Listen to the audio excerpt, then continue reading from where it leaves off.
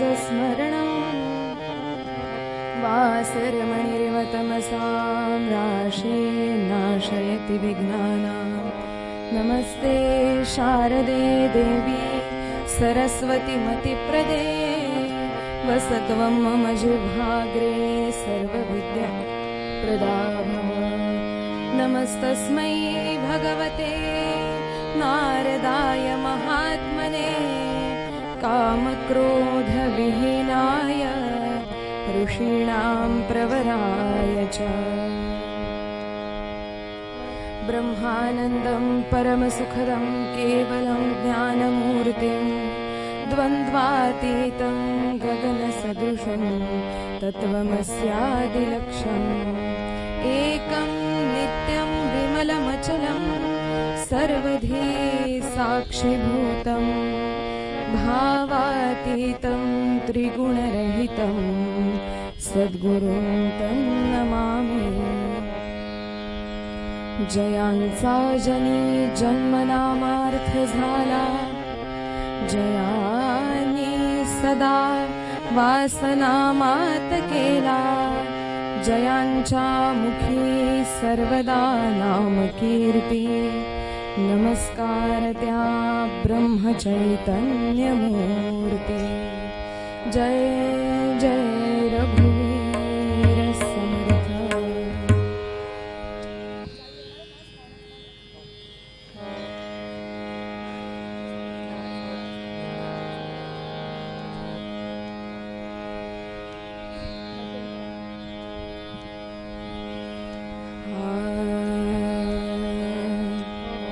सा रे ग प ध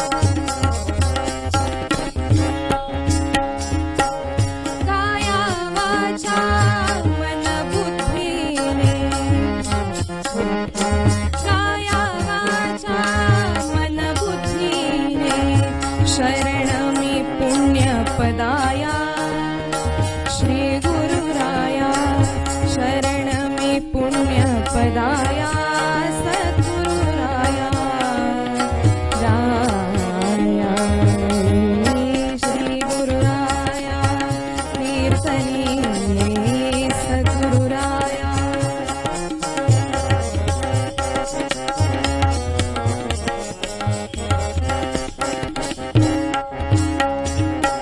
नाम जिथे तव प्राणही असते नाम जिथे तव प्राणही असते नाम जिथे तव प्राणही असते श्रद्धा मम वचनाया श्री गुरुराया श्रद्धा मम वचनाया सद्गुरुराया राया श्री गुरुराया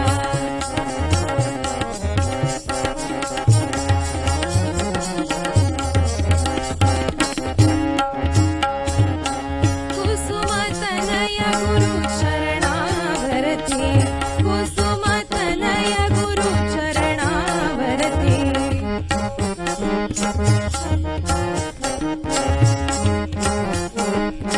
कुसुमतनय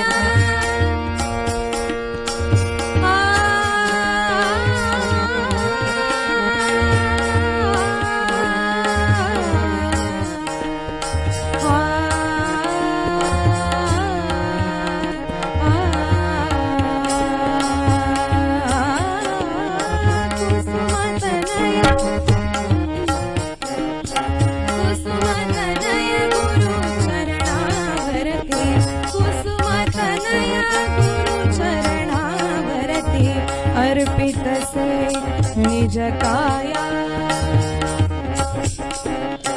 अर्पितसे निज काया सद्गुरुराया श्री गुरुराया सद्गुरुराया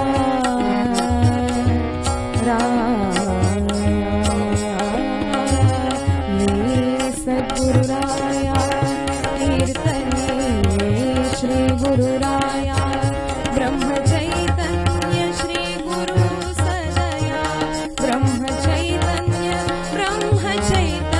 श्री गुरु सदया ब्रह्म चैतन्य श्री गुरु सदया राया श्री गुरुराया कीर्तने सद्गुरुराया कीर्तने श्री गुरुराया सद्गुरुराया श्री गुरुराया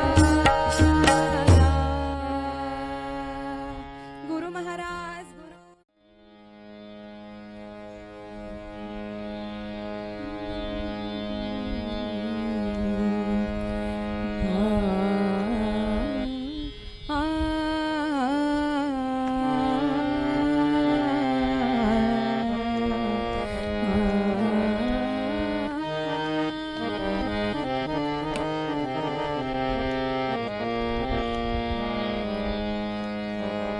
मस्तकी सहावे टाकियासी जाणा मस्तकी सहावे टाकियासी जाणा मस्तकी सहावे टाकियासी जाणा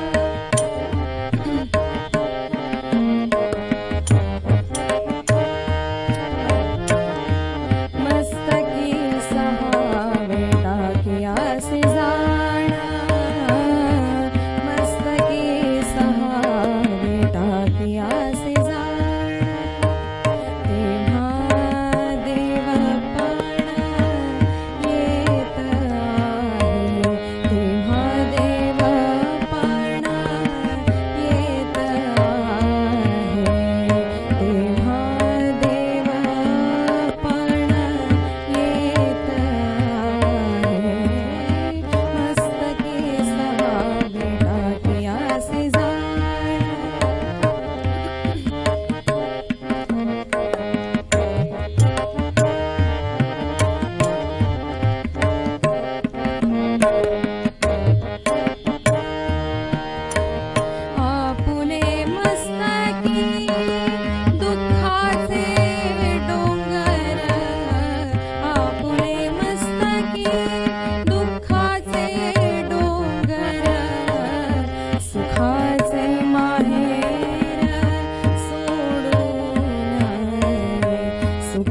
सुखाचे माहेर सोडू नये, सुखाचे माहेर सोडू नये, मस्तकी सहावे टाकियासी जाण.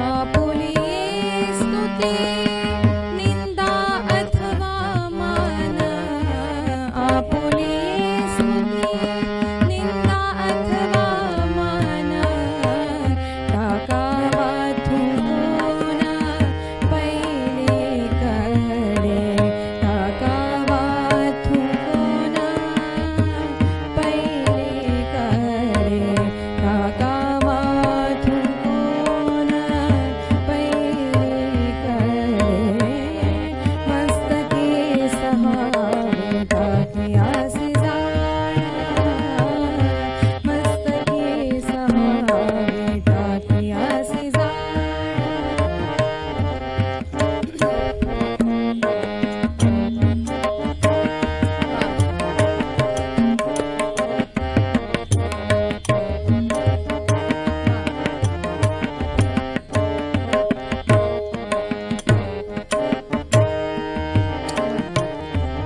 तुका म्हणे तुझा सांगू आता किती, तुका म्हणे तुझा सांगू आता किती, जिण्याची फजिती, जिण्याची फजिती गाऊन, जिण्याची फजिती गाऊन, जिण्याची फजिती गाऊन, मस्तकी सहावे टाकियासी जाण, मस्तकी सहावे टाकियासी जाण.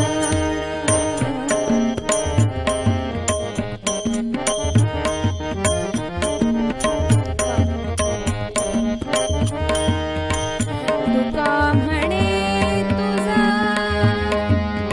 तुका म्हणे तुझा सांगू आता किती,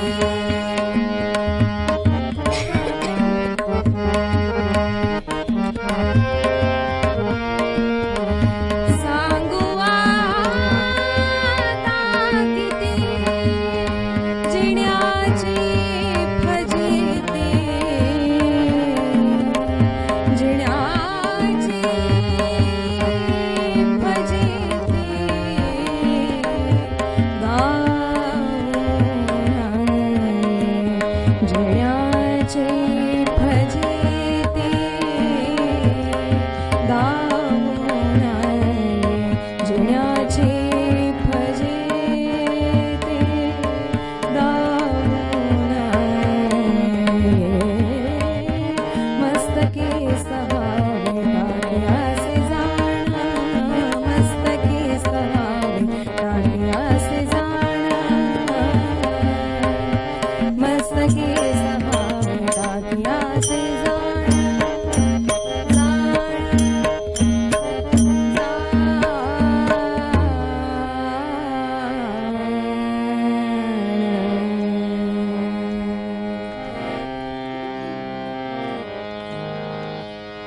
नारायणं त्वादिगुरुं परेशं चतुर्मुखं तत्सुतमप्रमेयं श्रीमद्वसिष्ठं खलु ब्रह्मनिष्ठं श्रीरामभूपमृतभक्ततापं श्रीरामदासं भवबन्धनाशं कल्याणमीड्यं गुरुबालकृष्णं चिन्तामणिं रामपदाब्जभृङ्गं श्रीरामकृष्णं परतः परं च श्रीमत्तुकाराममनन्तशक्तिं सच्चिद्घनं लोकमलघ्नकीर्तिं मत्सद्गुरुं राघवरूपमीशं श्रीब्रह्मचैतन्यमगाधबोधं अखण्डनामामृतपानतृप्तं दयार्णवं पावितशिष्यवृन्दं श्रीरामभक्तं प्रणमामि नित्यम् अखण्डभक्त्याहमानन्दसागरम् श्रूयतां देवदेवेश नारायण जगत्पते त्वदीयेनावधानेन कथयिष्ये शुभा कथा श्रोता वक्ता श्रीराम समर्थ जय जय रघुवीर समर्थ।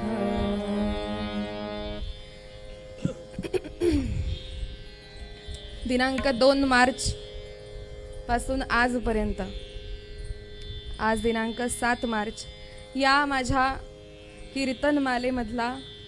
कीर्तनमालेमधलं आजचं हे या वर्षीच्या उत्सवातलं शेवटचं पुष्प. बरोबर शब्दप्रयोग केला ना मी? या वर्षीच्या उत्सवातलं शेवटचं पुष्प. खूप आनंद मिळाला इथे या कीर्तनाला येऊन. तसं इंदोरचं आणि माझं नातं बरंच जुनं आहे. वडिलांच्या पाठोपाठ आईचा पदर धरून इंदोरला बऱ्याच झालेली आहे शाळेत असताना. त्याच्यानंतर कॉलेजमध्ये गेले तेव्हाही बऱ्याच बाबांच्या कार्यक्रमांच्या निमित्ताने येणं व्हायचं. पण आणि त्यांच्या सेवेमध्ये एखादी सेवा मला कौतुक म्हणून बऱ्याचदा केली आहे मी इथे. पण नाथ महाराजांनी मला माझी वैयक्तिक अशी सेपरेट, ज्याला आपण म्हणू, अशी सेवा देण्यासाठी यावर्षी बोलावलं यांच्याच पुण्यतिथी उत्सवामध्ये. हे माझं मोठं भाग्य आहे. सलग 6 दिवस, म्हणजे आजचा 6वा दिवस, तुमच्या सगळ्यांसमोर, नाथांसमोर अर्थात, कीर्तन करण्याचा आनंद फार औरच होता हे मात्र मला लक्षात आलं. आणि भरभरून श्रोत्यांनी कीर्तनकारावर प्रेम कसं करावं हे सगळ्यांनी इंदोरवासियांकडनं शिकावं असं माझं खरंच मत आहे. छोट्या छोट्या गोष्टींचं किती कौतुक असतं तुम्हाला. आणि रोज येऊन आजचं कीर्तन खूप आवडलं. हा आजचं नवीन आख्यान होतं, आज नवीन कथा ऐकायला मिळाली. तुमचा आवाज किती छान आहे, हा किती, म्हणजे इतक्या खरं छोट्या छोट्या गोष्टी आहेत ह्या, पण त्याच्यामध्ये फार मोठा आनंद मानायचा आणि सेवा रुजू करून घ्यायची. नाथांच्या चरणी नतमस्तक व्हायचं, त्यांच्यावरती कसं प्रेम करायचं, हे सगळं तुमच्याकडनं मला खूप खरं शिकण्यासारखं होतं आणि मी नक्की शिकली आहे. जे काही या दिवसांमध्ये मी कीर्तन सेवा केली, अर्थात त्याच्यामध्ये जे काही मी योग्य सांगू शकले, जो काही तुम्हाला बोध मिळाला, ते सगळे श्रेय नाथ महाराजांचं आहे, गुरुकृपेचं आहे. माझ्या वडिलांनी जे दिलं त्यांनी भरपूर दिलं, हो, पण मी जे काही ओंजळभर घेऊ शकले ते मांडलंय. जे काही अनावधानाने होणार नाहीच असं, पण जर काही बोललं गेलं असेल तर ती सर्वस्वी चूक माझी आहे आणि ती सुधारून मी पुढच्या वर्षी यायला तयार आहे. आजची ही ह्या उत्सवातली अखेरची कीर्तन सेवा महाराजांच्या चरणी, माझ्या गुरूंच्या चरणी आणि तुमच्या सर्वांच्या हृदयामध्ये समर्पित करते. कीर्तनाला सुरुवात करते. आज निरूपणासाठी घेतलेला अभंग तुकाराम महाराजांचाच आहे. ज्या भागवत धर्म मंदिराचा पाया स्वतः भगवान विष्णूंचा अवतार असलेल्या माऊलींनी रचला, त्याचा कळस होण्याचं भाग्य आपल्या तुकोबांना लाभलं. आणि आपल्या संत सत्पुरुषांनी हे धर्म मंदिर असं काही भरभक्कम बांधून ठेवलेलं आहे की त्याच्यावरती कोणत्याही प्रकारचे आघात झाले, आक्रमण झाली, पण या धर्म मंदिराला मात्र त्याच्या चिऱ्यालाही तडा गेलेला नाही. असे हे तुकाराम महाराज आजच्या या प्रस्तुत अभंगामध्ये काय म्हणतात? मस्तकी सहावे टाकियासी जाण, तेव्हा देवपण येत आहे. आपुले मस्तकी दुःखाचे डोंगर, सुखाचे माहेर सोडू नये. आपुले स्तुती निंदा अथवा मान टाकावा थुंकोन पैलीकडे. तुका म्हणे तुझ सांगू आता किती जिण्याची फजिती दावू नये. मस्तकी सहावे टाकियासी जाण तेव्हा देवपण येत आहे. पंढरीनाथ महाराज.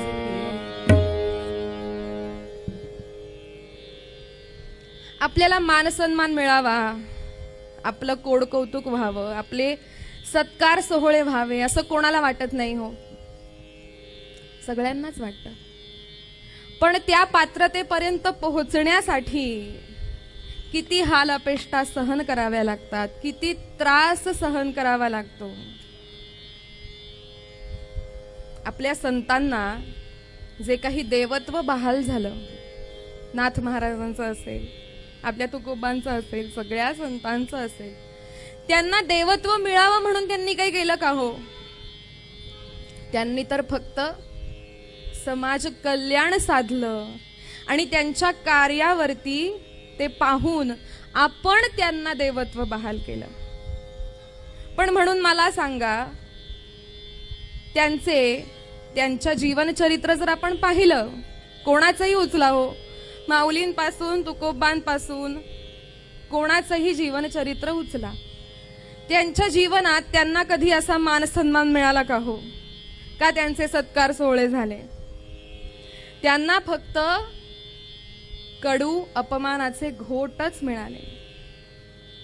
फक्त निंदा नालस्ती, निंदेचे बोल, अपमानाचे बोलच त्यांना पत्करावे लागले. बरोबर आहे ना? म्हणून तुकाराम महाराज त्यांच्या एका दुसऱ्या अभंगामध्ये म्हणतात, तुका म्हणे तोची संत सोशी जगाचे आघात. मुक्ताबाई काय म्हणतात? योगी पावन मनाचा साहे अपराध जनाचा.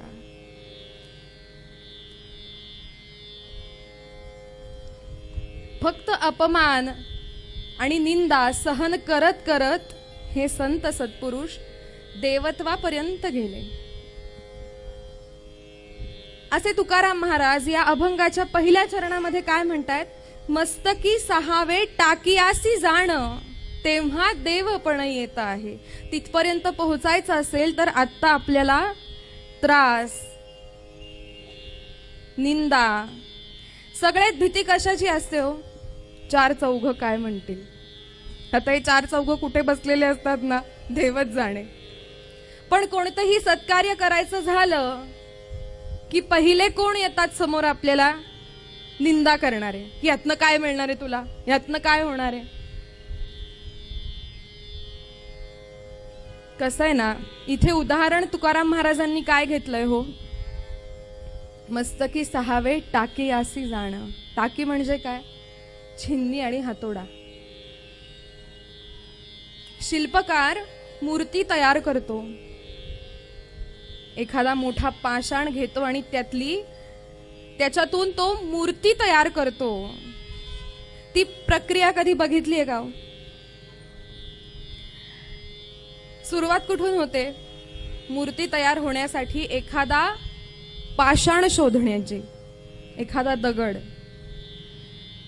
तोही तसा असावा लागतो बरं. जर एखादा भुसभुशीत दगड घेतला तर पहिल्याच गावाला त्याचा भुगा होऊन जाईल, माती होऊन जाईल. असा दगड काय कामाचा? ज्याच्यातून भगवंताची मूर्ती घडायची आहे त्याच्यासाठी दगडही तसाच असावा हो. तो जर ज्वालामुखीतून तयार झालेला असेल तर मग काय औरच बात. असा दगड, असा पाषाण घेऊन तो शिल्पकार घरी येतो आणि मग त्या दगडावरती होतात सुरू असंख्य प्रक्रिया.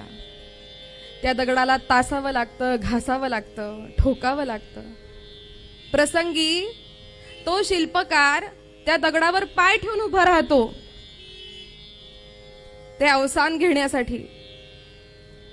जणू काही तो दगड त्या शिल्पकाराला म्हणत असतो, तू आत्ता माझ्यावरती हे जे घाव घालतोयस ना, मला माहितीये ते तू का घालतोयस ते. मला माहितीये तुला माझ्यातलं देवत्व बाहेर आणायचंय. त्यामुळे आत्ता तू मला काय घाव घालणार आहेस ना, घालून घे. मी नाही मागे हटणार. मी माझ्या ठिकाणी ठाम उभा राहणार आहे. तू जे काही करशील ते सहन करत, कारण माहितीये मला की जेव्हा तू हे छिन्नी हातोडे खाली ठेवशील तेव्हा माझं रूप पूर्ण पालटलेलं असणार आहे. याची मला जाणीव आहे. त्यामुळे तुला काय करायचं ते कर. मी इथे माझ्या भूमिकेवरती ठाम उभा आहे. आणि मग ते छिन्नी हातोड्याचे घाव, ते तासणं घासणं सगळं एकदा झालं. दगडावरचा नको असलेला भाग गेला की मग त्यातून साकार होते ती भगवंताची मूर्ती. आणि मग तोच शिल्पकार तेच छिन्नी आणि हातोडे त्या मूर्तीच्या पायाशी ठेवतो. त्या मूर्तीला साष्टांग नमस्कार घालतो आणि काय म्हणतो हात जोडून, त्वम ब्रह्मा स्वम विष्णू स्वम रुद्र. की भगवंता, माझ्या ह्या कलेतून, मी केलेल्या घावांमधून, छिन्नी हातोड्याच्या घावांमधून तू प्रगट झालास. बरं, आपल्याकडे ह्या मूर्ती पूजेला फार टार्गेट केलं जातं बघा. काय आपल्याला काय म्हणतात लोक, काय तुम्ही हिंदू कशाचीही पूजा करता?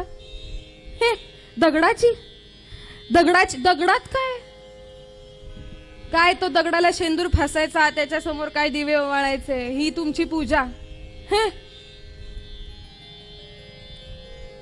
त्या लोकांना आजपासून ठाम उत्तर द्यायचं की आम्ही दगडाचीही पूजा करतो, अभिमानाने करतो. का करतो? कारण ती पूजा असते, तो नमस्कार असतो, ते वंदन असतं, ते त्या दगडाला नसतं. त्या दगडाने जी तपश्चर्या केलेली आहे ना, जे घाव सोचलेले आहेत, ही मूर्ती तयार होण्यासाठी जे घाव सोसलेले, जी तपश्चर्या केलेली आहे, आमचा नमस्कार, आमची पूजा ही त्या तपश्चर्येसाठी असते.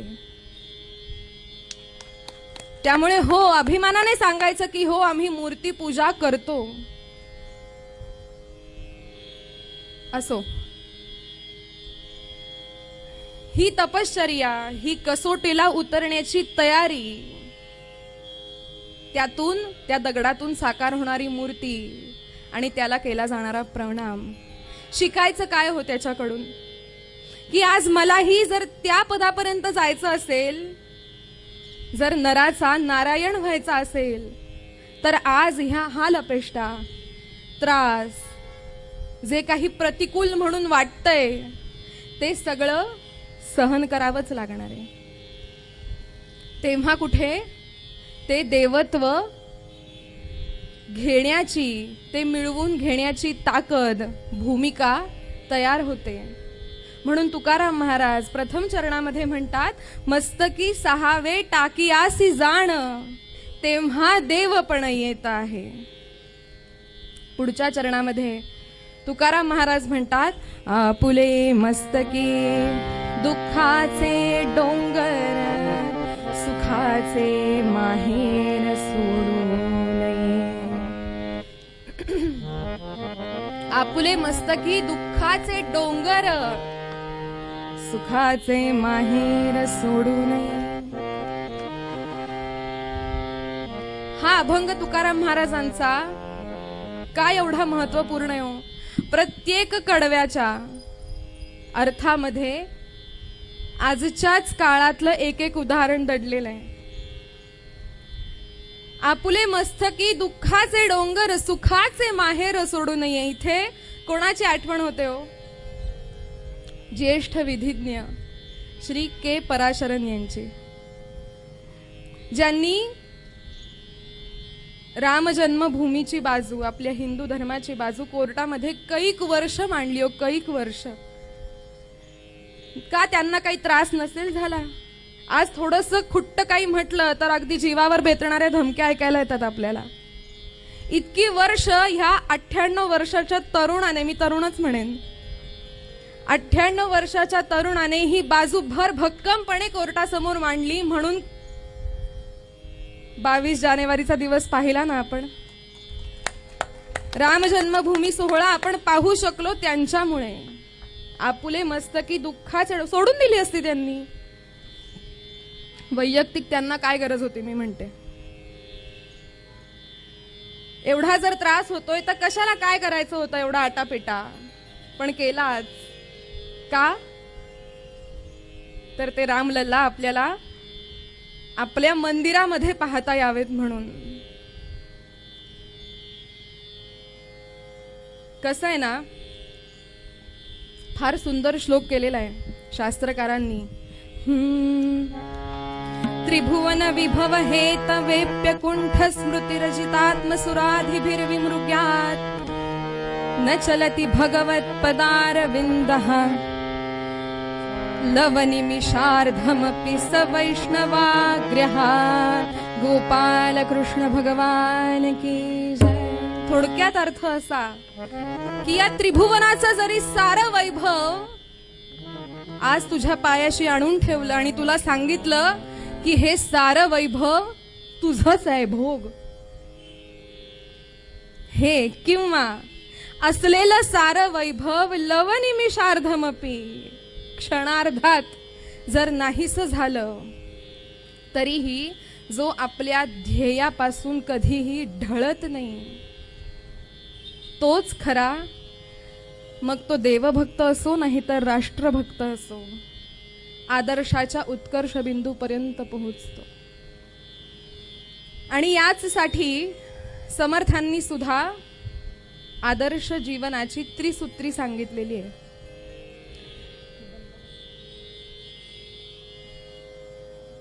आदर्श जीवनाची त्रिसूत्री सांगितलेली आहे.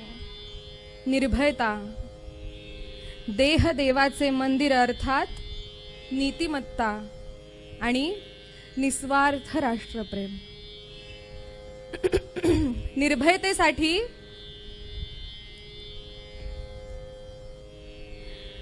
आपला आत्मस्वाभिमानाचा कणा कणखर असावा लागतो.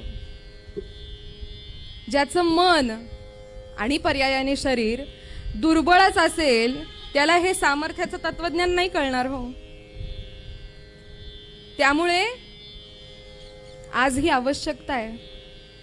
शाळा कॉलेजांमध्ये ज्या मोठ्या भिंती असतात तिथे एक भव्य असा छत्रपती संभाजी महाराजांचा फोटो लागलाच पाहिजे. महाराणा प्रतापांचा फोटो लागलाच पाहिजे. संभाजी महाराजांचा कोणता फोटो ज्याच्यामध्ये राजे वाघाचा जबडा उघडून त्यातले दात मोजतायत. काय रूप आहे होते.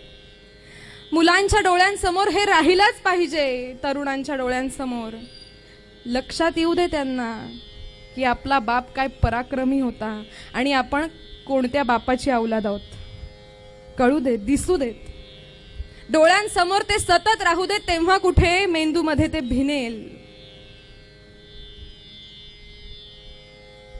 आणि मग असं जेव्हा चरित्रवान तरुण तयार होतील तेव्हा कुठे ह्या देहाचं मंदिर होईल. चारित्र्याचा गाभा नीती हाच असायला हवा. नीतिमान तरुण असायला हवा.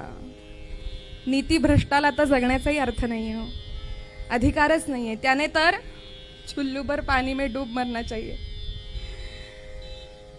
नीतिमत्ता असायला हवी, शुद्ध चारित्र्य असायला हवं. आणि त्यासाठी महत्वाचं उदाहरण कोण हो? स्वामी विवेकानंद. विवेकानंदांचाही फोटो आपल्या घराघरामध्ये हॉलच्या भिंतीवरती लागलाच पाहिजे. आपल्या घरातल्या मुलांना किमान बघू तर देत की विवेकानंद कसे उभे राहतात. त्यांची ती श्रीपाद शिलेवरती उभी राहिलेली मूर्ती डोळ्यासमोर राहू देत मुलांच्या, किमान त्यांच्यासारखं उभं राहण्याची नक्कल तरी करू देत. नक्कल करता करता अस्सल येतच. निर्भयता, नीतिमत्ता आणि याच्या मागे येणारं निस्वार्थ राष्ट्रप्रेम. अरे स्वतःसाठी जगलास तर मेलास, पण इतरांसाठी जगलास तर चिरंजीव झालास, अमर झालास. इथे कोणाचं उदाहरण डोळ्यासमोर येतं हो? स्वातंत्र्यवीर विनायक दामोदर सावरकर. फक्त नाव जरी उच्चारलं तरी डोळ्यातनं टचकन पाणी आल्याशिवाय राहतच नाही. राष्ट्रासाठी स्वतःचं जीवन स्वाहा कसं करावं हे या काळामध्ये सावरकरांनी दाखवून दिलं. बॅरिस्टर होण्यासाठी गेलेले ना विलायतेला. काळ्या पाण्याची शिक्षा काय झाली, अंदमानच्या तुरुंगामध्ये डांबलं काय गेलं. तिथून आले ते पुन्हा मुंबईच्या डोंगरीच्या कारागृहामध्ये. पत्नी भेटायला आली. तिच्या मनामध्ये सुखी संसाराची स्वप्न नसतील का हो रंगलेली. लोखंडी पिंजऱ्याच्या आड आपला पती उभा पाहतीये ती. साखळदंडांनी बांधलेलं आहे. जणू त्या साखळदंडांना, वाजणाऱ्या साखळदंडांना सावरकर विनवतायत आणि म्हणतायत, वाज वाज शृंखले काढी नाद मंजुळे, टाकीतो तुझ्या लयीत मंद मंद पावले. पत्नी भेटायला आलीये, तिला म्हणतायत सावरकर, तुला वाटलं असेल विलायतेहून आपला पती बॅरिस्टरचा झगा नेसून आला असेल, पण तुला वाटलं असेल बॅरिस्टर झालोय, भरपूर पैसा कमवू, सुखाचा संसार करू, पण मी पाहतोय की आपली मातृभूमी परकीयांच्या जाचामध्ये जखडलेली आहे. त्यामध्ये अनेकांचे संसार उद्ध्वस्त होत आहेत. मग आपणही आपला संसार सोडून ह्या राष्ट्राचा संसार करू.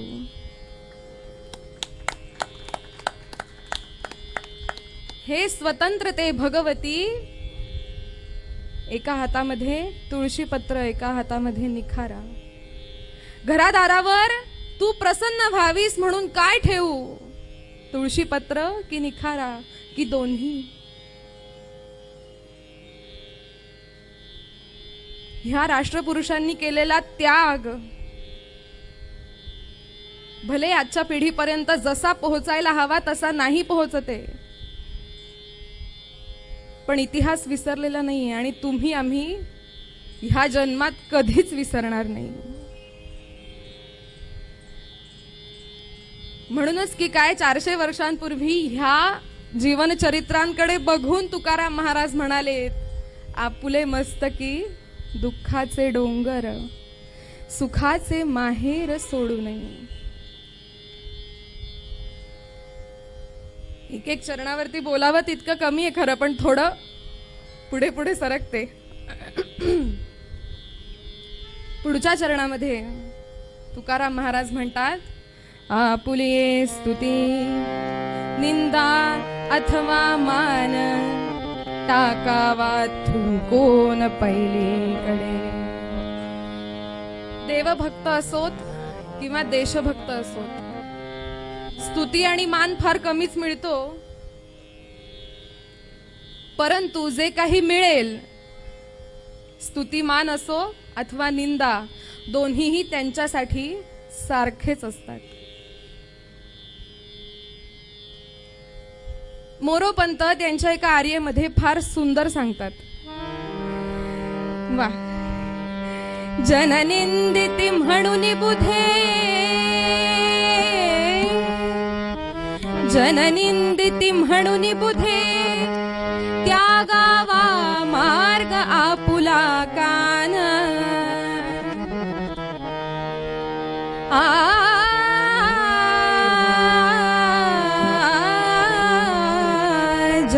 जननिंदिती म्हणून बुधे त्यागावा मार्ग आपुला का न भूषार्थ सान मुलगी भूषार्थ सान मुलगी हर्षे टोची स्वनासिका कान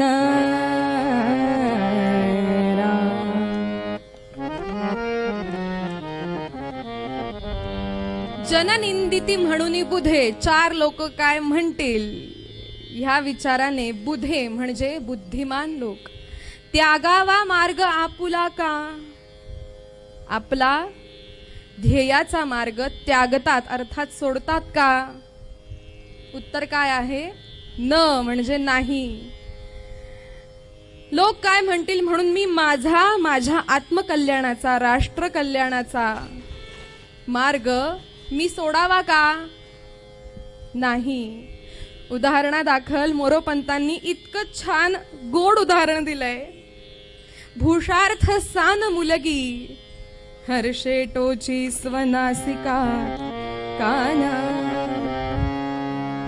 एका घरामध्ये हळदी कुंकवाचा कार्यक्रम आहे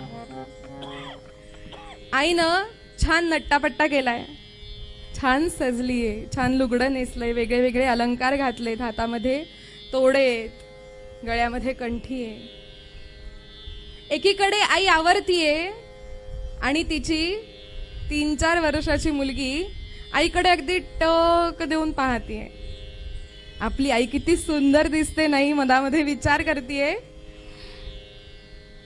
आईनं छान मोठी अशी नाही छोटी छान मोठी ठसठशीत नथ कानामध्ये नाकामध्ये घातली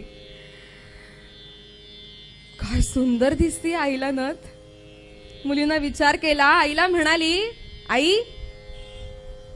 मी मोठी झाले ना की मलाही तुझ्यासारखी अशी नथ नाकामध्ये घालायची बघ आई हसली म्हणाली अगं नथ घालायची तुला नक्की घाल ना पण त्याच्यासाठी तुला नाक टोचावं लागेल टोचूया की ग मग पण मला नथ घालायची आहे अगो पण तू नाक टोचशील तेव्हा तुला किती दुखेल त्याचा त्रास होतो तुला त्रास होईल तुझ्या डोळ्यातनं पाणी येईल रडायला लागशील तिथे ते काही नाही मला नथ घालायची आहे तिने एवढा हट्ट धरला कसा बसा तो हळदी कुंकवाचा कार्यक्रम पार पडला दुसऱ्या दिवशीच सकाळी आई आपल्या मुलीला घेऊन सोनाराकडे गेली सोनाराने ती सोन्याची अशी बारीक तार घेतली मुलीला बसवलं नाकाला तिच्या तेल लावलं खोबरेल तेल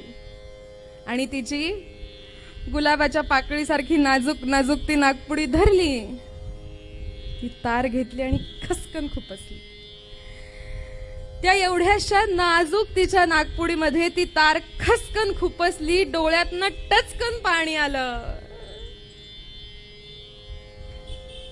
तिथे ती गाठ मारतात ना झालं झालं झालं म्हणून डोळे तिनं उघडले डोळ्यातनं पाणी होतं पण आईला काय दिसलं डोळ्यामध्ये भरभरून आनंद की आज मला इथे दुखलं खरं पण मी मोठी झाले की मला आईसारखी नथ घालायला मिळणार आहे मोरोपंतांनी इतकं छोटस अगदी आपल्या रोजच्या व्यवहारामध्ये आपल्या घरामध्ये घडणारं उदाहरण आहे पण त्यातनं जो बोध दिलाय तो किती मोठा आहे आज त्रास होतोय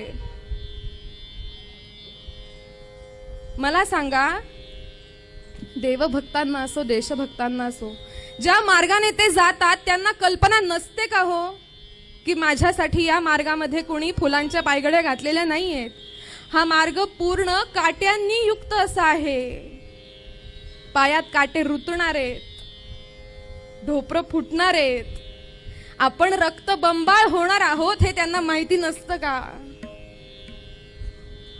आपल्याला साथ देणारे हातावर मोजण्या इतकी असतील की नाही ही पण शंका आहे हे सगळं माहिती असतं तरी सुद्धा जननिंदिती म्हणून बुधे त्यागावा मार्ग आपुला का राष्ट्रभक्त देशभक्त आपला हा सन्मार्ग कधीच सोडत नाही.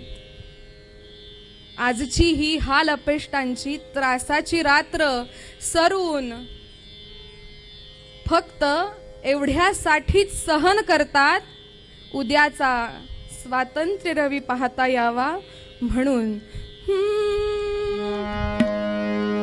दिव्य स्वातंत्र्य रवी, दिव्य स्वातंत्र्य रवी, दिव्य जपतात दीना दिव्य स्वातंत्र्य रवी, दिव्य स्वातंत्र्य रवी, आत्मतेजो बली, आत्मतेजो बली, प्रगटता अवनीतली, प्रगटता अवनीतली, कोणत्या लोपवी, दिव्य स्वातंत्र्य रवी, दिव्य स्वातंत्र्य रवी, दिव्य स्वातंत्र्य रवी, दिव्य स्वातंत्र्य रवी, आत्मतेजो बली, प्रगटता अवनीतली, कोण त्या लोपवी. एकदा तो स्वातंत्र्य सूर्य उगवला की मग मात्र त्याला कोणीही लोपवू शकणारच नाही. पण तो उगवेपर्यंत जो त्रास, जे काही सहन करावं लागणारे, त्याची मात्र परिसीमा आपण शोधत बसायचंच नाही. सहन केलं करता करता तो दिवस नक्की उजाडतो. आजची ही कीर्तन सेवा ह्या राष्ट्रभक्तांसाठी मी समर्पित करतेय. तुकाराम महाराज जे सांगतात, मस्तकी सहावे टाकियासी जाण, तेव्हा देवपण येत आहे. आपुले मस्तकी दुःखाचे डोंगर, सुखाचे माहेर सोडू नये. आपुली ये स्तुती निंदा अथवा मान, टाकावा थुंकोन पहिलीकडे. काय शब्द वापरलाय बघा ना. स्तुती, निंदा आणि मान ह्या तीनही गोष्टी किती वेगळ्या आहेत, पण तीनही गोष्टी आपल्यासाठी सारख्याच ठेवणं आणि त्या मागे टाकून आपलं कार्य करत राहणं.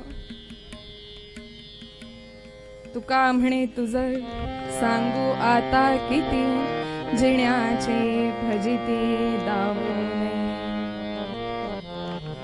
आख्यान भागामध्ये पाहूया. आपुलिये स्तुती निंदा अथवा मान, टाकावा थुंकोन पहिलीकडे. आपुले मस्तकी दुःखाचे डोंगर, सुखाचे माहेर सोडू नये. म्हणजे काय? ज्यांनी जगून दाखवलं तो आदर्श आपल्या समोर राहावा, यासाठी आख्यान रूपानं एक कथा ऐकूया. स्वातंत्र्य संग्रामामधली. पूर्वपदामध्ये तुकाराम महाराज म्हणतात,